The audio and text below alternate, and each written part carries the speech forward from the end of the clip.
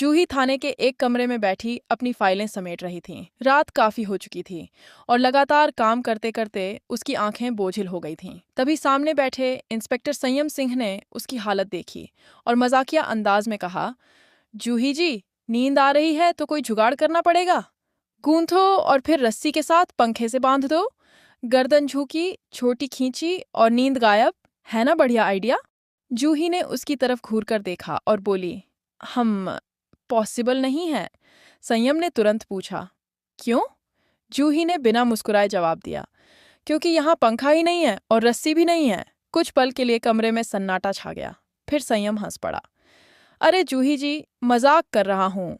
तभी पास बैठे अभिषेक ने बीच में बोलते हुए कहा, अरे आप दोनों मुझे बीच में मत लाओ।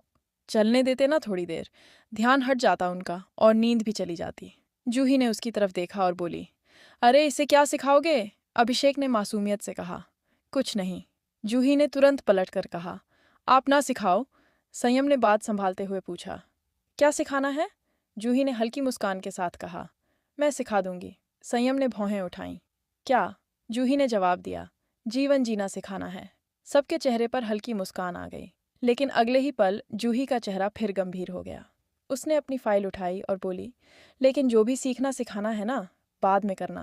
पहले जल्दी से अपना काम खत्म करो और फिर आराम से सो जाओ। अभिषेक ने मजाक में कहा, लाश जैसे? जूही ने उसे घूर कर देखा। लाश जैसा क्यों? अभिषेक ने कंधे उचकाते हुए कहा, अरे इतने सालों से पुलिस की नौकरी कर रहा हूँ, भाषा ही ऐसी हो गई है। संयम ने हंसते हुए कहा, मतलब आराम से सो जाओ, इतना मत सोचो। लेकिन इस हल्के फुल्के मजाक के पीछे भी एक अजीब बेचैनी थी, जैसे कमरे में मौजूद हर इंसान किसी आने वाले खतरे को महसूस कर रहा हो, लेकिन कोई उसके बारे में खुलकर बात नहीं कर रहा था। कुछ देर बाद जूही ने अपना काम पूरा किया और कुर्सी से उठने लगी। तभी उसने संयम की तरफ देखा और पूछा, भाई आप घर नहीं जाएंगे क्या? संयम ने बिना उसकी तरफ देखे कहा, नाइट ड्यूटी है मेरी। जूही ने सहजता से अगला सवाल किया, वैसे आपकी फैमिली में कौन कौन है? सवाल सुनते ही संयम का चेहरा बदल गया। अभी तक जो इंसान मजाक कर रहा था, अचानक उसकी आंखों में एक गहरी कठोरता उतर आई। उसने धीरे से जूही की तरफ देखा और कहा, तू अपना रास्ता भूल गया है, इंस्पेक्टर संयम सिंह। जूही चौंक गई। क्या? संयम ने जैसे खुद से कहा, मैं यहाँ ये बताने आया हूँ कि आज तक हमारे बीच कानून का दायरा था, लेकिन अगर जूही मैडम को कुछ भी हुआ ना, तो मैं सारे दायरे भूल जाऊंगा। कमरे की हवा जैसे अचानक भारी हो गई। अभिषेक ने भी संयम की तरफ देखा। उसे समझ आ गया था कि बात मजाक की सीमा से बहुत आगे निकल चुकी है। जूही ने संयम को समझाने की कोशिश की, अपनों से लड़कर नुकसान ही होगा। संयम। संयम ने तुरंत उसकी तरफ देखा और उसके चेहरे पर दर्द साफ दिखाई देने लगा। उसने धीमी लेकिन बेहद कड़ी आवाज में कहा, कौन से अपने? जूही कुछ नहीं बोली। संयम ने आगे कहा, जिसे अपना समझते रहे, अगर वही पीठ में छुरा घोंप दे तो उसे अपना कैसे कहूँ? अभिषेक ने माहौल बदलने की कोशिश की, लेकिन संयम आज रुकने वाला नहीं था।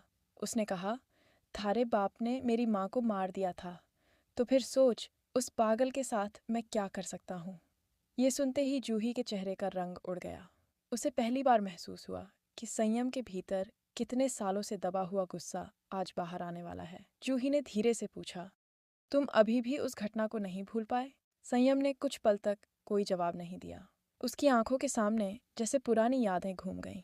बचपन का वह घर, माँ की चीख, दरवाजे के बाहर खड़ा एक डरा हुआ बच्चा, और फिर अचानक छा गई खामोशी।